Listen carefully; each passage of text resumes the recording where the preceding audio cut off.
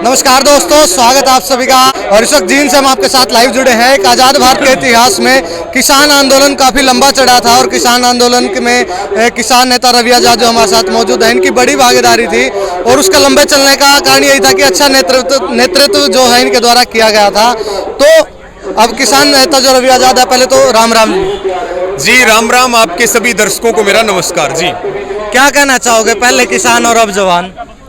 बिल्कुल, ये देश भी किसान और जवान का है और सरकार मिटाना भी किसान और जवान को चाहती है और इस देश को बचाएं भी किसान और जवान के। ये देश बचाने की लड़ाई है। पहले किसान को बचाने का काम किया गया, सरकार की नजर किसान की जमीन पे थी। आज जब किसानों से सरकार सीधी लड़ाई में हार चुकी है तो वो दोबारा एक योजना लेकर के आई है कि कैसे किसानों से बदला लिया जाए, कैसे मजदूरों से बदला लिया जाए। उन्हीं के बच्चों के भविष्य को खराब करने पर तुल रही। और सबसे बड़ी बात देश की सुरक्षा के साथ खिलवाड़ करना। और भारत की सेना जिसका पूरी दुनिया में डंका बजता है, भारत की सेना जिसका बहुत गौरवशाली इतिहास है, उस भारत की सेना का इतिहास मिटाने की तैयारी, उसकी रेजिमेंट्स खत्म करने की तैयारी। अगर ये योजना इतनी अच्छी थी, अग्निपथ योजना, तो ये अधिकारियों पे लागू क्यों नहीं करी इन्होंने? ये योजना इन्होंने अपने बच्चों के लिए लागू क्यों नहीं करी? ये रूल बना देते कि भाई हमारे बच्चे भी 17.5 साल की उम्र होते ही अग्निवीर बनने के लिए जाएंगे।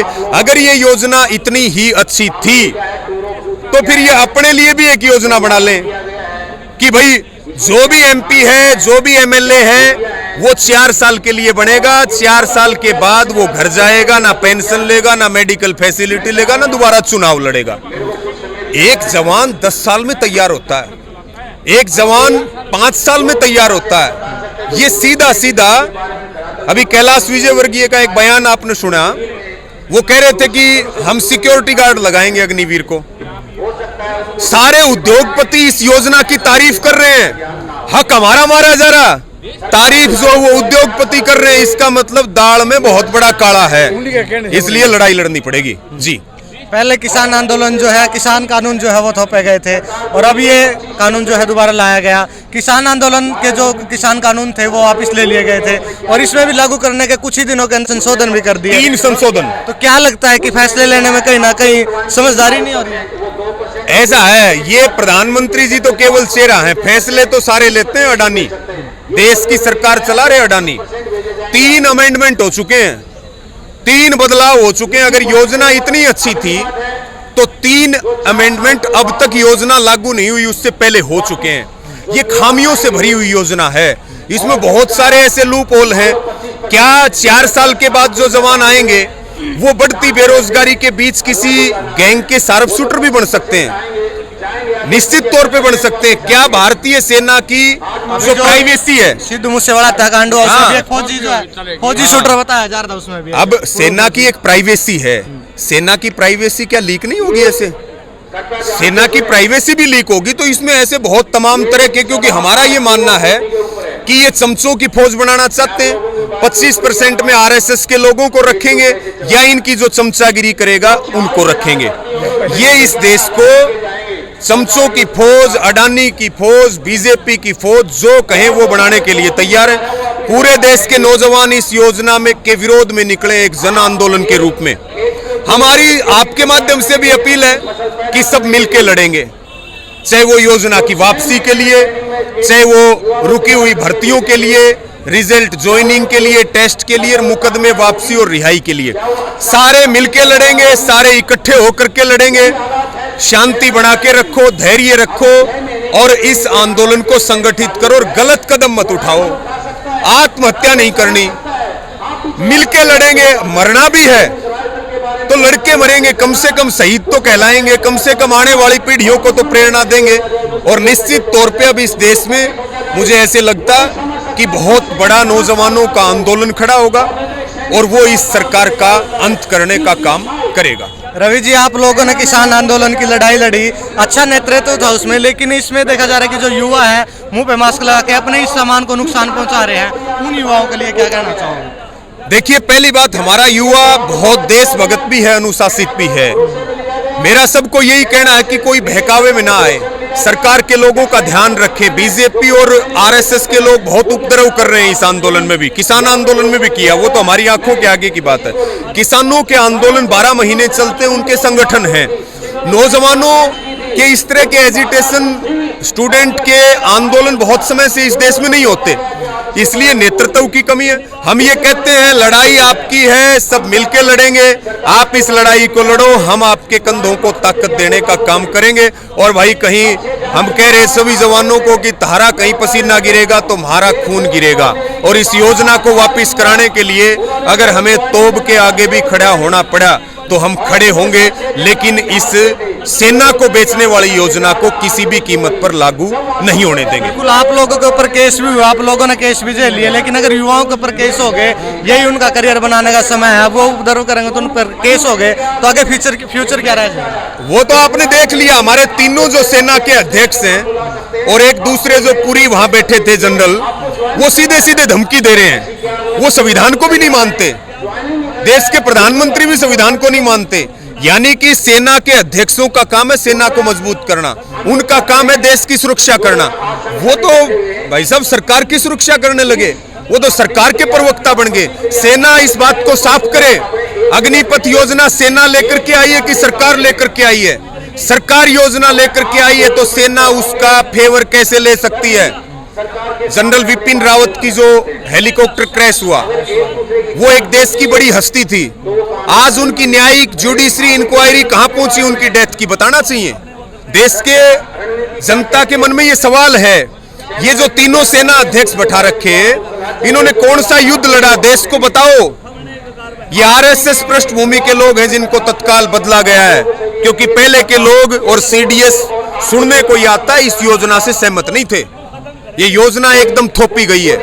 तो बहुत सारी ऐसी बातें हैं जिनके ऊपर अगर हमने गंभीरता से काम नहीं किया तो सेना का निजीकरण होगा, और सेना का निजीकरण होगा तो निश्चित तौर पर देश को गुलाम बनते देर नहीं लगेगी। आरएसएस के लोगों का तो काम यही है, पहले क्रांतिकारियों की मुखबरी किया करते थे अंग्रेजों से, आज जो है ये उनके अधूरे सपनों को पूरा करने का काम कर रहे, जिसको हम किसी कीमत पर नहीं होने देंगे। रवि जी, हम बात करें जो युवा है, यही टाइम होता है उनका 4-5 साल का जिसमें अपना फ्यूचर वो बनाते हैं, लेकिन अगर इसी बीच वो 4 साल की नौकरी करके वापस आ गए, फिर वो अपना क्या फ्यूचर बना पाएंगे?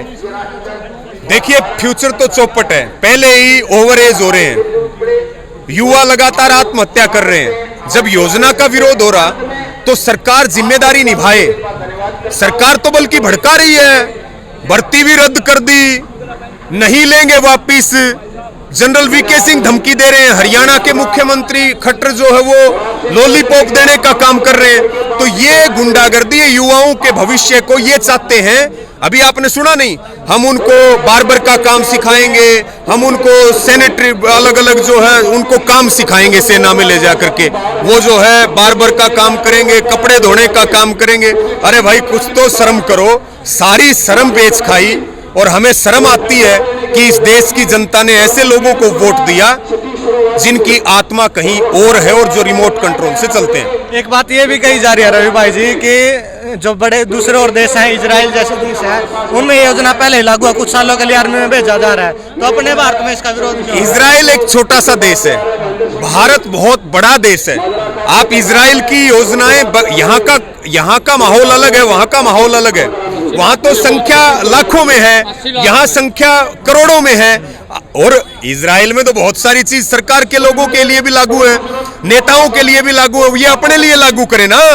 ये सारा हमें ही मारेंगे क्या? पहले 750 किसानों का खून इनके खून मुंह के लग रहा, अब 750 की चिता की आग भी ठंडी नहीं हुई है, ये और बलिदान मांग रहे। ये इजराइल का उदाहरण दे रहे, तो इजराइल ने तो बहुत सारी चीजें ऐसी कर रखी, वो अपने लिए करके देख लो ना आप। ये नहीं चलेगा, आप सब कुछ हर जगह से हमें काटोगे, हर जगह से हमें मारोगे, ऐसा नहीं चलने वाला जी। आज काफी बड़े नेता जो किसान नेता है पर इकट्ठा हुए, तो क्या बड़े फैसले लिए गए आगे बढ़ने?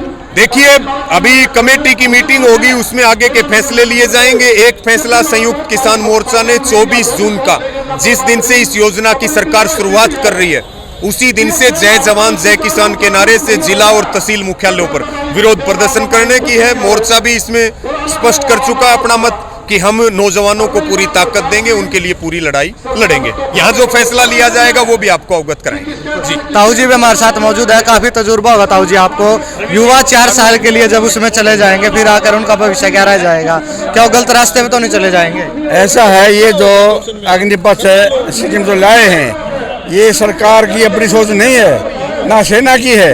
ये अडानी और अंबानी जो अपने बड़े बड़े मॉल बनाएंगे, बड़े बड़े कारखाने लगाएंगे, उनमें सिक्योरिटी गार्ड लाने के लिए ये उनको ट्रेनिंग देंगे। सरकार के खर्चे पर ट्रेनिंग दी जाएगी और काम करेंगे वो अडानी और अंबानी के लिए।